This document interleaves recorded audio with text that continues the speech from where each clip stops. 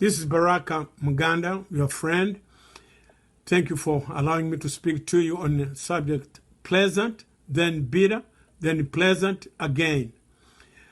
The town women said to Naomi, "Blessed be God.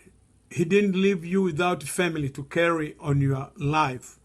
Maybe this baby grow up to be famous in Israel. He will make you young again. He will take care of you in old age. And this daughter-in-law who has brought him into the world and loves you so much, why, she's worth more to you than 7 sons."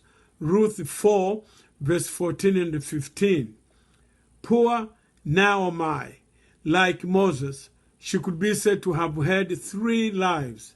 First, she grew up in her childhood home, then married and had sons. So far, life was on its expected track. Then trouble began. In the second period of her life, Naomi experienced famine, a trip to a foreign country, and the marriage of her sons to 2 Moabite girls. This wasn't exactly what she had planned, but she was doing all right until disease swept through, and her husband as well as both sons were killed. Naomi's grief was deep and bitter. She headed back home, expecting to go alone, but one of her daughters-in-law, Ruth, insisted on staying with her. When they got to Naomi's hometown, Bethlehem, she told her old friends that instead of calling her Naomi, which means pleasant, they should call her Mara, which means bitter. "God has dealt me a hard blow," she said. Chapter 1, verse 13. Her troubles were not over yet. As poor widows with no one to support them, she and Ruth were on God's version of welfare. Wow. Which meant that those who had crops and the possessions were supposed to share. When they harvested their fields, landowners were supposed to deliberately leave the corners at edges for poor people to harvest. That way the poor people could work for themselves and keep their self-respect. But not that many landowners followed God's plan.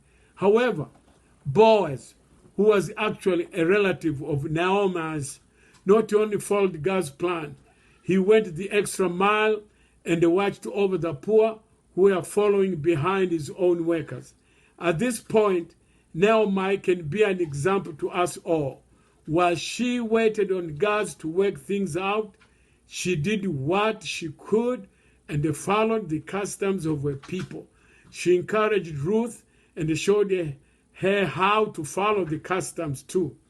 Naomi's life became pleasant instead of bitter again.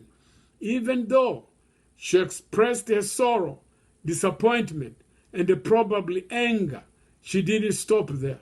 She was willing to do what needed to be done to make things better.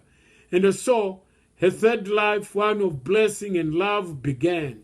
Wow, this is beautiful. God of the unexpected by ways, I admit it.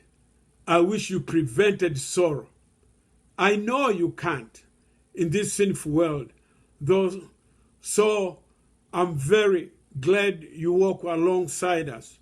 No matter how many different life periods I have to go through, and no matter how many emotions I experience as a result, I want to wait on you as your faithful child, knowing you only want my good.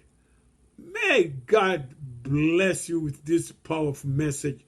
May we learn something from the life of Naomi during this week as we go through sometimes issues, storms of life, difficult times. Reread this story. Go over it again. Listen to it. It's so powerful. Thank you again for allowing me to speak to you in your living room.